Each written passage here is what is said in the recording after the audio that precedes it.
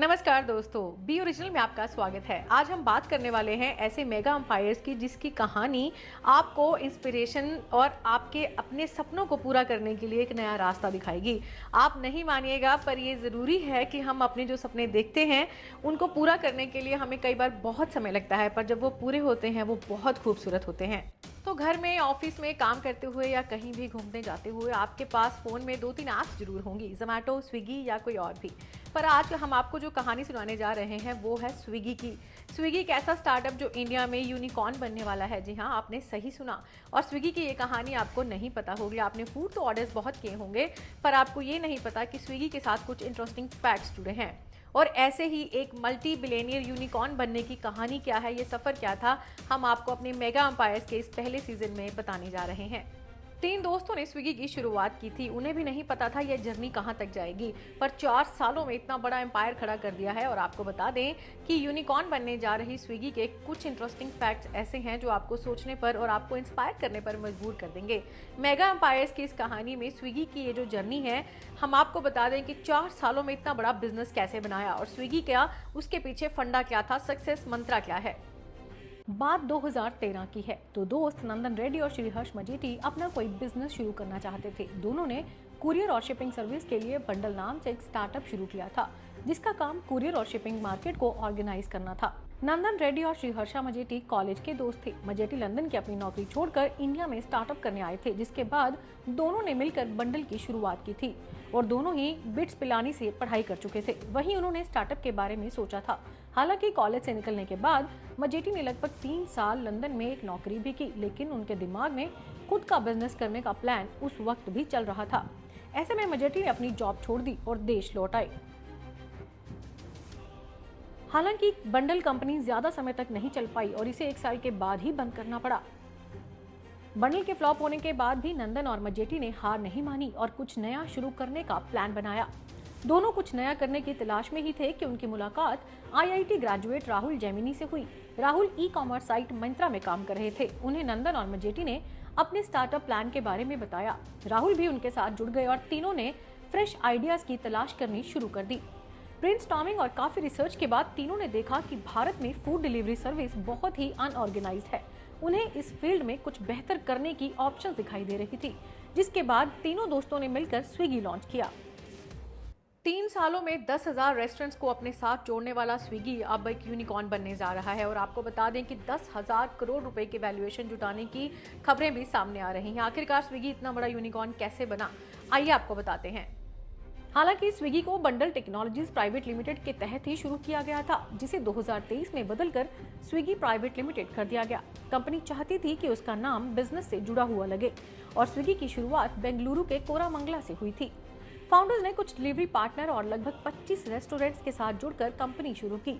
उन्होंने ऐसे रेस्टोरेंट को टारगेट किया जो कस्टमर्स को क्वालिटी फूड तो दे रहे थे, पर उनके पास होम डिलीवरी की सुविधा नहीं थी।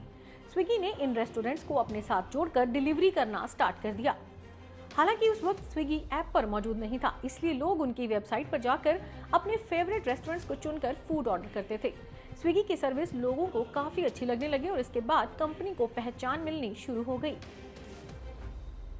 कंपनी ने 2015 के शुरुआती महीनों में खुद का ऐप लॉन्च किया। ऐप की मदद से फूड ऑर्डर करना कस्टमर्स के लिए बेहद इजी था। इसी बीच कंपनी ने अपनी पकड़ को मजबूत बनाने के लिए कस्टमर्स को बहुत अच्छे ऑफर्स दिए, जिससे स्विगी का नाम आम लोगों की जुबान पर चढ़ गया।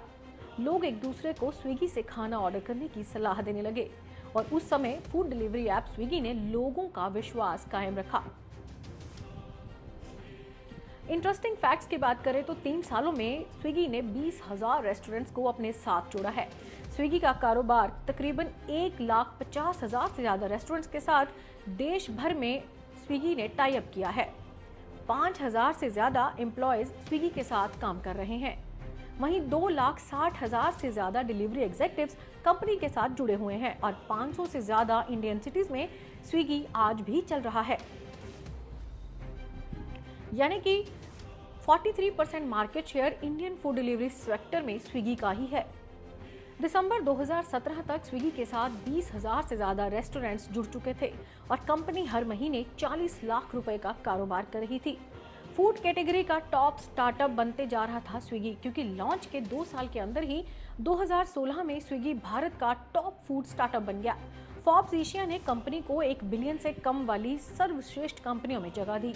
2017 में कंपनी को global venture capital and private equity firm DST global से 600 करोड़ की फंडिंग मिली और 2018 में कंपनी सिंगापुर में भी स्विगी लॉन्च करना चाहती थी, पर वहां की सरकार से इसकी परमिशन नहीं मिल सकी। ज़्यादा की बिरयानी 77 लाख से ज़्यादा के रसगुल्ले, जी हाँ, कुछ ऐसे ही फैक्ट्स थे जो स्विगी ने शेयर किए थे। ये डाटा जो था वो स्विगी की तरफ से शेयर किया गया था कि हमारे यहाँ पर इंडिया में लोग ज़्यादा क्या क्या खाते हैं। बहुत इंटरेस्टिंग फैक्ट्स थे, आइए आपको दिखाते हैं। तो 2023 के अंत में स्विगी ने एक इंटरेस्टिंग सा डाटा शेयर किया था, जिसमें बहुत सारे इंटरेस्टिंग फैक्ट्स भी सामने आए थे। वर्ल्ड कप फाइनल में हर मिनट 188 पिज़्ज़ा के ऑर्डर थे और उसके अलावा नए साल के सेलिब्रेशंस के लिए 4,30,000 बिरयानी और 83,000 नूडल्स ऑर्डर किए गए थे। इसी साल वैलेंटाइन डे के दिन हर मिनट 271 केक का ऑर्डर आया था। 19 नवंबर को वर्ल्ड कप फाइनल मैच के दौरान हर मिनट औसतन 188 पिज़्ज़ा के ऑर्डर थे और पिछले साल भारतीयों ने हर सेकंड में 2.5 बिरयानी का ऑर्डर किया, यानी कि 2 बिरयानी हर सेकंड में। और दुर्गा पूजा के दौरान स्विगी पर 77 लाख रसगुल्ले तक के ऑर्डर हो गए थे और मुंबई के एक यूजर ने तो कमाल ही कर दिया था, एक साल में 42 लाख रुपए के ऑर्डर्स प्लेस कर दिए थे। बहुत बार क्रिटिसिज्म हुआ, बहुत बार सुर्खियों में आई अपनी मार्केटिंग को लेकर और अपनी सर्विसेज को लेकर चर्चा में रही स्विगी की ये जर्नी अपने आप में एक इंस्पिरेशन ज़रूर है। जो अपना बिजनेस को साकार करना चाहते हैं, जो अपने सपनों को बड़ा करना चाहते हैं, उनके लिए कहानी बहुत इंपॉर्टेंट है। आप इसे ज़रूर सुनिएगा और इसे समझिएगा कि आखिरकार हमें हार नहीं माननी और हमें बिजनेस को कैसे क्रैक करना है। तो देश की एक यूनिकॉर्न कंपनी बनने जा रही स्विगी की ये थी अब तक की जर्नी। आपको ये वीडियो कैसा लगा, हमें लाइक, शेयर और सब्सक्राइब करके बताइएगा ज़रूर।